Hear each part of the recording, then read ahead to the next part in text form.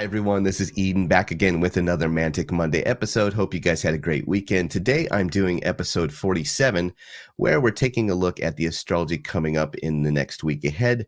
This week's theme for me is something like we're all Olympians this week. Now, I know that the Olympics just closed out last week in Paris, but this week is featuring a Mars-Jupiter conjunction in the sign of Gemini that also happens as Mars moves into a square formation with Saturn. So even though the Olympics are now over, it feels as though in the world writ large, it's that energy is sort of big and carrying on in that sort of Olympian way. So we'll get into the nuances. We'll dive into 6 themes or narratives that may go along with this week's prominent astrology, as well as take a look at the timing here in a moment. Before we do, though, don't forget to like, share, subscribe, hit notifications so you don't miss any videos. Leave some comments in the comment section for me, and you can always go to lightcycleastrology.com if you want to get a reading from me. Okay, let's pull up the real-time clock, and we'll run through the timing of this Mars-Jupiter conjunction and Mars square Saturn before we jump into the narratives or themes that may go along with it. Okay, so we have on Wednesday coming through is when Mars and Jupiter form a bodily union or a conjunction in the sign of Gemini. So even before Wednesday, of course, Mars and Jupiter are moving closer together as the week opens, and we're going to get the intensification of that marriage between these two planets. Now, one technique that is used in ancient astrology or Hellenistic practices is, of course, to look at the host lord's condition at the time of anything that is happening in a particular sign. So, for instance, Mars and Jupiter coming together in a Mercury-ruled sign. Well, what is going on with Mercury at the time? Because Mercury will inform or provide a kind of testimony as to what the conjunction may be about. So one thing that is really interesting is at the time of the Mars-Jupiter conjunction on Wednesday, Mercury himself is going retrograde now and moving out of Virgo back into Leo right as the conjunction is forming. It's hard to exactly say what that could mean, because it's, we're talking about the language of the gods. It's like, in my humble opinion, I don't know that I have the intelligent brain power to ascertain what God is trying to tell me all the time. But what I can say is that there are a couple of generalities that you could sort of think about. If you're talking about Mercury moving out of great dignity in Virgo there, Mercury being exalted, being retrograde is kind of like a hit. So we know that Mercury is beginning to lose autonomy or power and moving out of a sign where it has great dignity into another sign that it has less dignity speaks to the potential for things to go awry as Mars and Jupiter are getting together in Gemini. It's like the resources provided to Mars and Jupiter at the time of the conjunction somehow become less effective, or they're not available, or they're just downright maybe things that you don't want. So it's an interesting combination here. But if we go forward now to Friday, we're also going to get the added square aspect dynamic that comes in. Let me just roll forward here a couple of days. So here on Friday, you'll see that now Mars is perfecting a square back to Saturn over in Pisces. And of course, Mars and Jupiter are still pretty close. So just talking about either one of these aspects would be enough this week. If we were just focusing on the Jupiter Mars conjunction in Gemini, that would be plenty to dig into and talk about. But having that Mars square Saturn at the same time, which itself would be just plenty to talk about, having both of those hit at the same time tells me that this week could be pretty big for some of us. It really has kind of slightly heavier or more important or just a bigger, brashier Olympian kind of feel to it. So let's get out of the real time clock and take a look at some of the narratives that I picked out for this. Now, of course, anytime I make a video, anytime I am attempting to translate the language of the gods, um, there are, of course, going to be so many different ways that one could make an interpretation. Some will hit the target, some will get a little bit close, some will be off. I do my best to try to uh, tease out narratives or themes that may get us somewhere close. But that's where it's fun to get comments in the comment section, because you guys can tell me, well, this happened, or I experienced this, or it felt like that, or whatever. And then we can sort of learn from that. But the things that I feel like could be some more obvious narratives that are coming along with some of the energy this week is just basically, number one is like big independent flexibility. When you think about Mars and Jupiter coming together, forget that they're in a particular sign for a moment. You have the war god coming together with a god that likes to do everything big, right? Jupiter wants to just, it has all this enthusiasm to just do big stuff. It's like you're going to do it big or don't do it at all, kind of a thing. Both planets like to be independent and free, or they're at least freedom loving. Mars likes to do things by itself. It wants to be on its own. It sort of wants to kind of defend its independence in a lot of different areas. And Jupiter is known for being kind of like a freedom loving planet. Now that comes more out of the spirit of um, beneficence or goodness that comes along with freedom. Meaning, if you feel like you're sort of being oppressed somehow, like Saturn is more of an oppressive kind of planet. Saturn was the planet of slavery, and the opposite of feeling like you're oppressed or you're a slave somehow to something is the feeling that you have money, or you're wealthy, or you're above being impoverished or something like that. All things that Jupiter has long been associated with, sort of the richness or the wealth or the abundance of good things that happen, or luck or something like that. So Jupiter likes freedom in a roundabout way, because generally when you are living your best life, you have some freedom that is apparent, or coming along with having a good life. So, number one narrative I think that may be heightened this week is just this feeling of like anything circumambulating the spirit of I need freedom, I need independence, I need it in a big way, living my best life, living a life that is meaningful and deep and rich and profound and good. Is a life where I have flexibility to move around, do my own thing, all of that kind of stuff. Now, let's plug back in that Mars and Jupiter are getting married or coming together by bodily union in a sign that is Mercury ruled, a very flexible, agile, less strict, kind of almost one could say morally loose at times sign.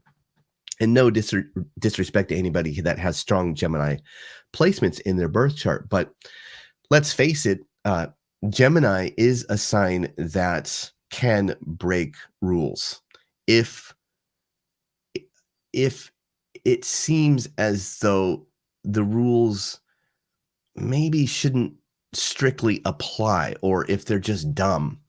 Gemini is a sign that it almost gets us into kind of like a game playing mode, like life is just a game.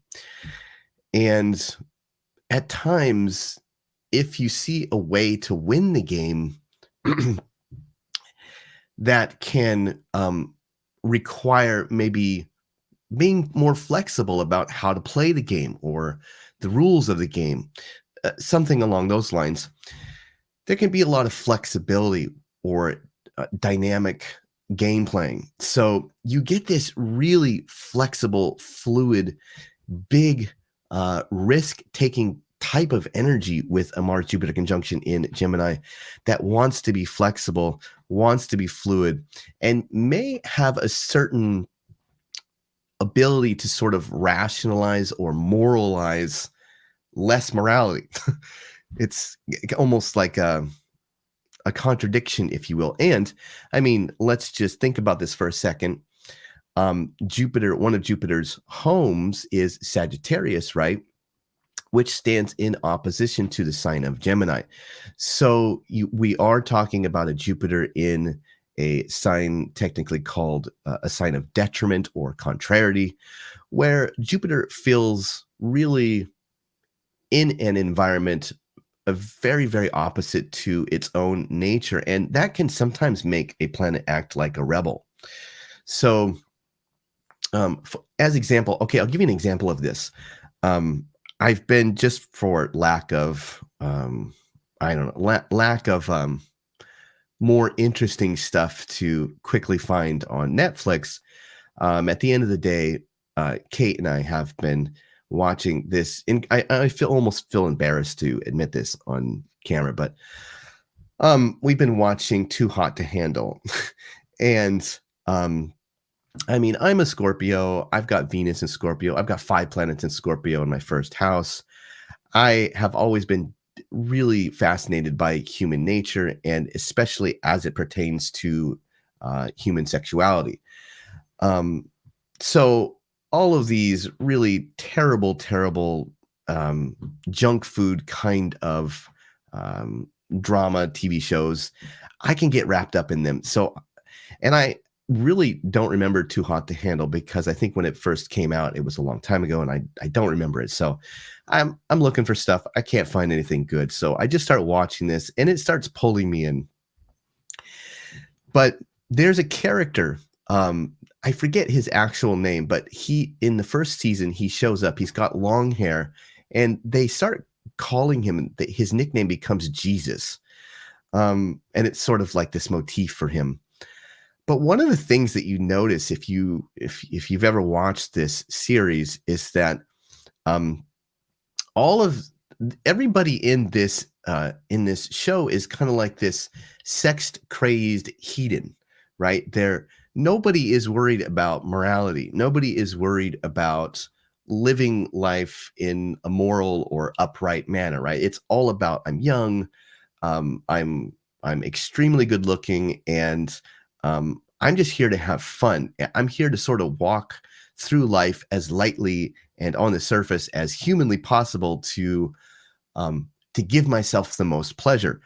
And the whole point of the show is that this AI cone is coming in with the morality of how one maybe should approach life, which is come at relationships and love with a deeper respect. And, then you'll have more fulfilling relationships and so on and so forth. But there's this one Jesus guy, and he is this self-proclaimed philosopher. He's a deep thinker, and he's a guest among all of these other, obviously not giving two craps about anything deep, anything philosophical, anything at all.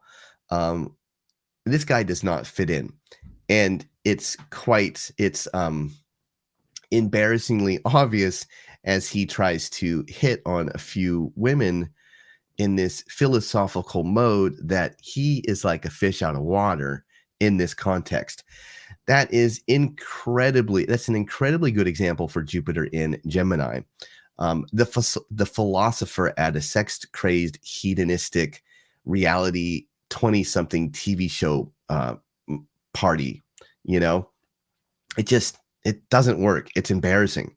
So Jupiter can feel like that in the sign of Gemini.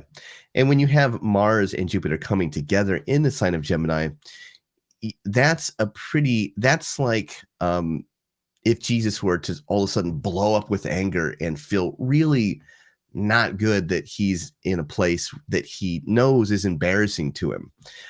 So you can get that kind of move on the dark side of this big independent flexibility, where there can be sort of like a maverick energy that says, I don't care. This is annoying. And it can blow up because it just feels uncomfortable. So, what does that look like when you're valuing freedom or independence and wanting to be on your own, but then all of a sudden it feels like something isn't, the environment isn't suited to that, or something that it has this feeling of being like you're a fish out of water, then the anger can come in and there can be some rash moves to break away or to yell at somebody and, cause conflict or something like that in order to gain more freedom. And it's just a frustrating feeling.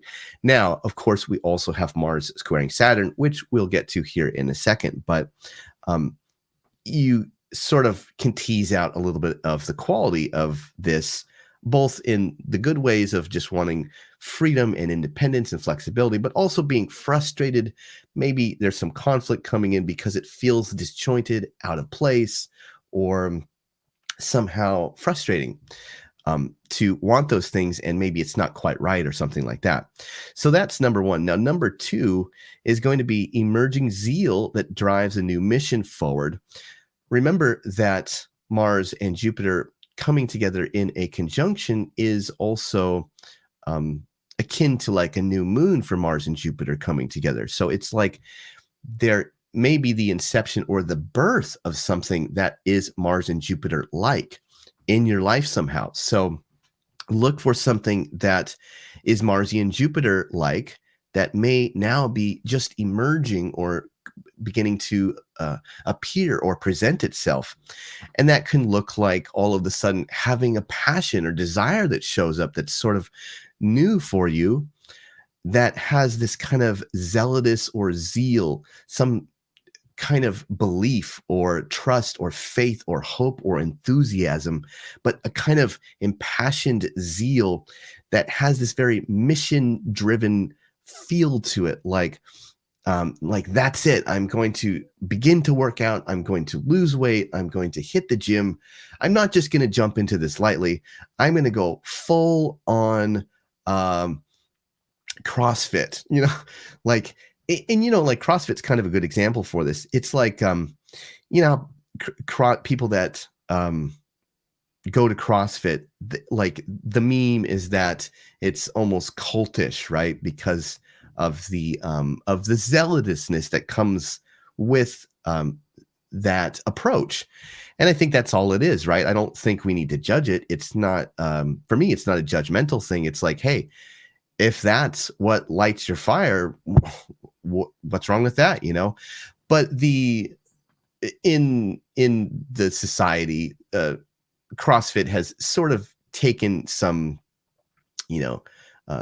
people have punched down at CrossFit because it kind of has this air of being kind of like self-righteous or zealotous or cultish. And this can come with that. This number two, emerging zeal that drives a new mission forward. This is definitely one that is can go too far in not just wanting to do something new, exciting, ambitious, good for yourself or something like that. It comes along with kind of like a religious air almost. And, people not, when somebody has a coming to Jesus moment, it's great for them. But if that person is always talking about it with everybody around them, to the other people, it can seem overboard, right? This can have that as well. But, sometimes that's going to be a good thing. And I guess we just, if we're going to have a coming to Jesus moment that feels like a kick in the butt, maybe we just have to not really worry so much about how it comes across. And I don't think we will with this Mars Jupiter aspect. Sometimes it's like, hey, I'm just going to do this. And I'm sorry if it feels religious or zealotous in a way that's overboard, but I just, I'm just feeling this right now. I got to go for it. So that's my number two. Number three is going to be loss that comes with blessing. Now, this is more of a of a concrete example, in Hellenistic or ancient astrology, we are supposed to kind of shy away from giving concrete examples, but the more Hellenistic or concrete way to interpret Mars Jupiter coming together, Mars representing something that is cut out, that is lost. There could be a death, literal death or metaphorical death, but there could be some kind of loss or misfortune or death that is somehow pairing with something of blessing or benefit. I guess the most concrete example you could give for this is like an inheritance, right? Somebody passes away in your family, but then leaves you some money. This can be like that. So, narrative number 3 for some people may be that to look for something that feels like either a literal loss that is coming with literal blessings in some way, or it could be some metaphorical, spiritual way that something is lost. But, okay, an example. Let's say you maybe have a conflict with the friend over something you believe in, right? Mars Jupiter coming together. You strongly believe and want to defend something that seems right to you, but um it causes discord in the friendship and maybe even a loss of the friendship, or maybe just temporarily. That would be a good example. Um, but let's say that you are not spending so much time with that person, and for some reason that ends up feeling better, or maybe your faith can grow now unhindered from people that don't believe like you believe. They say that you always should surround yourself with people that are good for you. Of course, that sounds super obvious, but I mean, people that are good for your life. You don't want to be surrounded by people that don't exactly believe the things that you feel like you should believe in, because it's going to be challenging, or it's going to be stifling, or it's going to make you question your beliefs and things like that. So let's say now you maybe aren't so involved in that particular friendship or relationship, but it all of a sudden you notice that it feels better or freeing or uplifting, or somehow you wished it would have come sooner or something like that. That's just an example of maybe how something that is like a loss in some way can also come along with something that may actually turn into something good, or is like a blessing somehow, or provides more freedom or something like that. So that's my number 3. Number 4 is going to be victorious battles or learning through conflict. Um, we are talking about Mars, Jupiter coming together. Mars, a god that likes to fight battles, and Jupiter, a god that likes to indicate or signify a kind of success. So, one thing that could come along with this as a narrative is something like, well, I was fighting a battle, but I had a successful fight, or I had a successful victory in some kind of challenge or battle or something like that. Now, kind of a relation to this narrative, I think, though, is definitely something like learning through conflict, because Jupiter is a planet that um, likes to have knowledge or signifies knowledge in some way, likes to learn, likes to possess a big body of wisdom or knowledge. And Mars and Jupiter coming together in a Mercury ruled sign like Gemini. Gemini is also a place of learning. Um, you know, uh, Gemini and Mercury, the host of Gemini,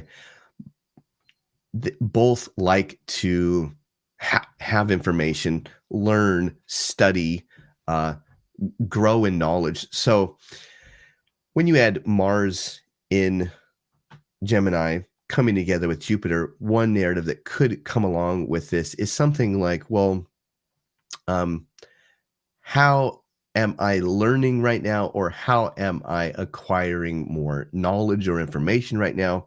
Somehow it happens through a Marsy way. whether that maybe that's a conflict, like you have a conflict with somebody, but it teaches you a lot. Or maybe you challenge yourself, push yourself, take yourself beyond the limit, or run, like somebody that if somebody were a race car driver and this week they just pushed themselves past the speeds that they've ever driven at, and somehow they learn something from that. Or God forbid you even crash, but somehow that provides much more learning or wisdom. So a general narrative could be coming that is something like that risk-taking, conflict, edgy, challenging yourself, that brings wisdom or learning or insight or information. I think that could be narrative number 4, alongside with maybe just potentially having some successful wins in challenges like that. Okay, narrative number 5 is going to be big frustrations and consequences, especially from overlooking the details or from a strict law. Okay, let's bring in now the square that comes along from Mars to Saturn by the end of the week on Friday, Saturday here. So we've been dealing with this Mars Jupiter kind of dynamic, but now bring in Saturn. Saturn, as most of us already know, is usually connected with some kind of strictness, some kind of limit, or something that feels, especially in Pisces, kind of like a wet blanket of emotion, or maybe even, what's interesting is that Saturn in Pisces is traveling through a Jupiter sign. So, in ancient astrology, it's not Neptune that is the ruler of Pisces, but Jupiter. And so that's interesting. Saturn, like a god often associated with the penal code, right, of the law. Jupiter is connected with the law, but Jupiter is connected with the spirit of the law. The reason that we need the law, the wisdom of having order and civility and justice. But Saturn is definitely a planet that says, okay, well, forget all of the rationalizing of or philosophical musing of why we should have law. Saturn says, well, I want to divvy out the sentence. What's the sentence? Now that you've been found guilty, is it 5 years? Is it 10 years? What is it? Saturn is more that planet of like the consequence or the penalty of the law. So one thing that could come along with this, you have Mars squaring Saturn always or usually tends to feel like there's kind of a driving with the brakes on, or like I want to go, but something is breaking me, something is stopping me, and it feels like I can't just stomp on the gas and go. There's traffic or something, and that can come in the form of consequences as well. So, but one example of this is, have you ever been pulled over on your way to work, and maybe right before you got pulled over, somehow in your mind, you just felt like it's going to be totally okay. I can totally drive 15 miles an hour over the speed limit. Everybody else is doing it. I'm not going to get caught. I got to get to work. Nothing bad's going to happen. And then you get pulled over and you're like, oh my gosh, why did I think that was okay? And then it hits you at that moment like, I'm not above the law. I can get nabbed very easily. I'm no different than anybody, but this can also feel more on the shadow side. Number 5 is big frustrations and consequences. Sort of that Mars in Gemini, maybe feeling a little bit like flexible, maybe a little bit too flexible, too risk-taking, thinking that it's okay to speed, in the morning commute, on the morning commute to work, 20 miles an hour over, driving like a maniac, and all of a sudden you don't see the speed trap. You're pulled over. You got a ticket. That could be something like theme number 5. So now another thing is like maybe like a Hail Mary, but you fumble.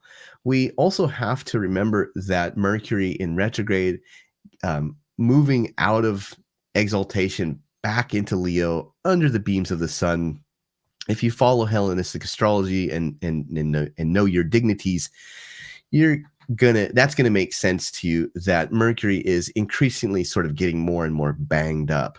Mercury is kind of going through a little bit of a rough patch for sure here. And so Mercury could be testifying that, there's a real propensity to overlook the details or to even scoff at the details, to be like, details, schmeetails, I don't care about that crap. I'm just going to do it.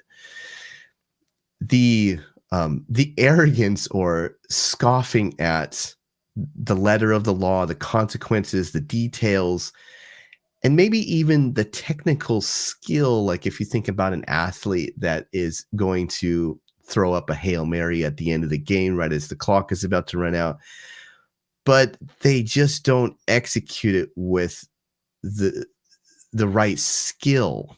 Mercury banged up can indicate skill that isn't executed in a skillful way. So theme number 5 is the frustration of the Mars-Saturn square, perhaps the consequences, and we're going to bring in Mercury here and say that maybe we're just overlooking details. Mercury retrograde, banged up under the beams, losing dignity. Maybe we're scoffing. We don't feel like the rules apply to us. We're arrogant or smug, or we're too high, or something. We don't value or have the patience to examine, execute correctly, slow down, really make sure we've got the ball in our hands. It's just all loose and big and fast and loud.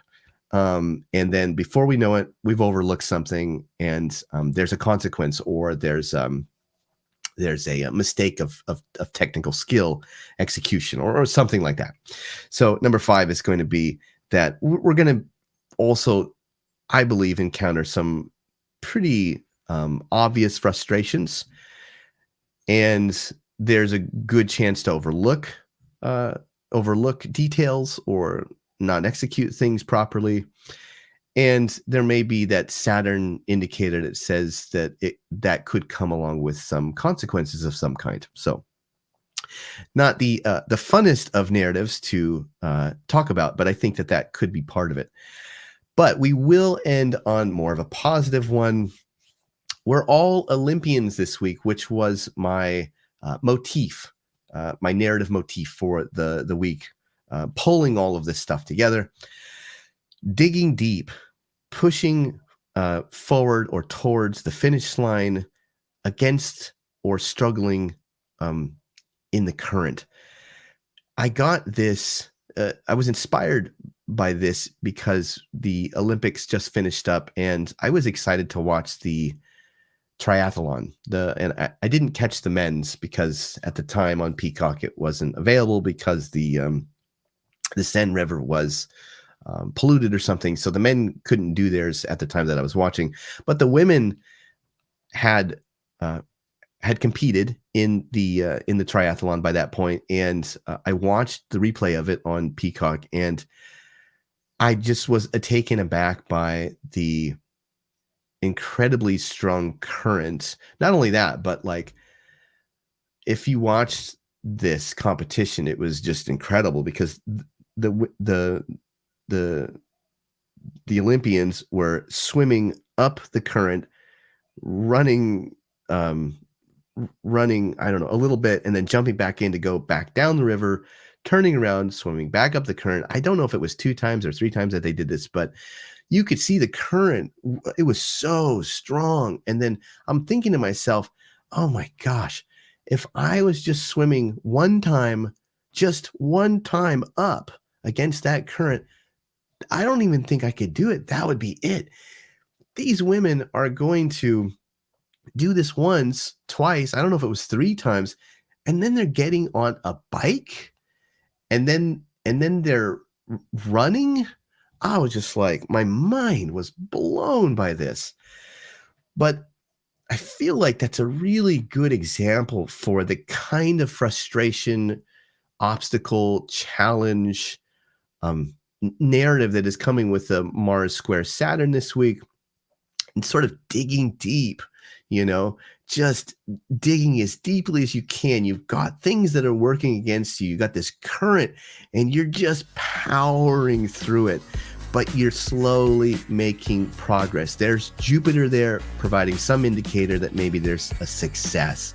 There's a win in the bag, but you've got to work hard to get to it.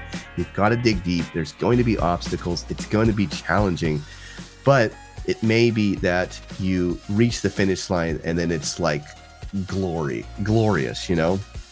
That could be theme number 6. But the week could shake out where there is this theme or narrative that feels like you're like an Olympian and you have to run the triathlon or something like that. So that is my narrative number 6 here. Thanks everybody for watching. I hope you guys got something good out of this. Please leave in the comments any thing that you liked, anything that seems to resonate, or any experiences that you have. I'd love to read those. Plus, it helps the channel to grow. I'll be back next week. I think we're going to talk about the Jupiter-Saturn square that is perfecting shortly after all of these aspects sort of fade out this week. And that is a big one for the year and for the week. So we'll talk about that next week. Until then, I hope you guys have a happy and safe week. And thanks for watching. I'll see you soon. Bye for now.